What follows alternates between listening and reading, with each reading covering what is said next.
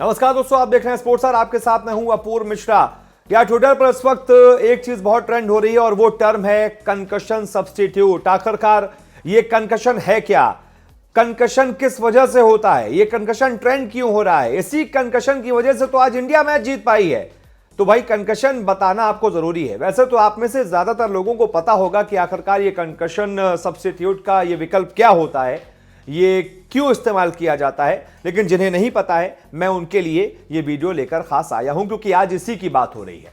आज इसी कंकशन की वजह से ही टीम इंडिया ऑस्ट्रेलिया को हरा पाई है। दरअसल हुआ क्या, मैच में जब पहले बल्लेबाजी टीम इंडिया कर रही थी तो 20वें ओवर में रविंद्र जडेजा के हेलमेट पर बॉल लग गई और उसके बाद हमने देखा कि रविंद्र जडेजा पूरी पारी में बैटिंग करने के बाद बाहर चले गए और उनकी जगह पर आ गए युजवेंद्र चहल, जो पहले प्लेइंग 11 में शामिल ही नहीं थे।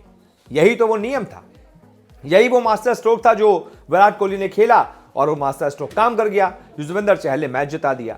तो ये कंकशन सब्स्टिट्यूट का नियम आखिरकार है क्या, ये आपको बताते हैं। दरअसल ये नियम आया 1 अगस्त से। 1 अगस्त 2019 से ये नियम आया और इस नियम के तहत इसके बाद ही फिर वर्ल्ड टेस्ट चैंपियनशिप शुरू हो पाई।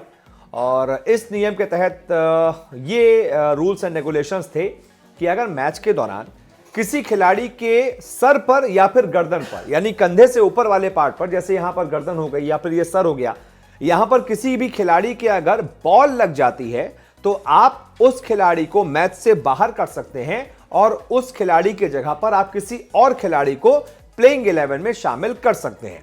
लेकिन इसमें कई तरह के और नियम जोड़े गए। ऐसा नहीं है कि मान लीजिए कि वनडे में अगर T20 में खासतौर से 18वां ओवर चल रहा हो, 19वां ओवर चल रहा हो और किसी प्योर बल्लेबाज के बॉल लग गई। अब आपको पता है बल्लेबाज, हम इसका कितना फायदा उठा पाएंगे? ज्यादा से ज्यादा 1 ओवर। तो आपने उस बल्लेबाज के बॉल लगी, लेकिन आपने उस बल्लेबाज की जगह किसको ले लिया? एक प्रॉपर गेंदबाज को। ये नहीं होता है। इसी को बचाने के लिए फैसला क्या किया गया आईसीसी की तरफ से कि अगर बल्लेबाज के बॉल लगती है तो उसकी जगह पर बल्लेबाज ही उसको सब्स्टिट्यूट के तौर पर रिप्लेस कर सकता है।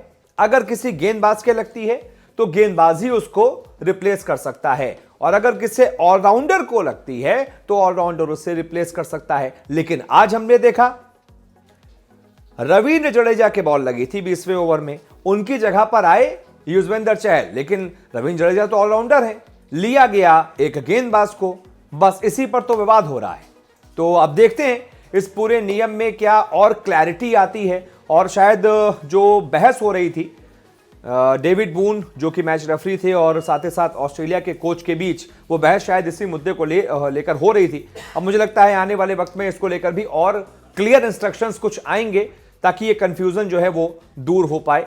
और आज जो फैसला लिया गया, क्या वो जायज था, क्या वो सही था, ये आने वाले वक्त में पता चल जाएगा। फिलहाल आप क्या सोचते हैं इस पूरे मुद्दे पर? बताइएगा जरूर, कमेंट कीजिएगा, वीडियो को शेयर कीजिएगा। बहुत बहुत शुक्रिया।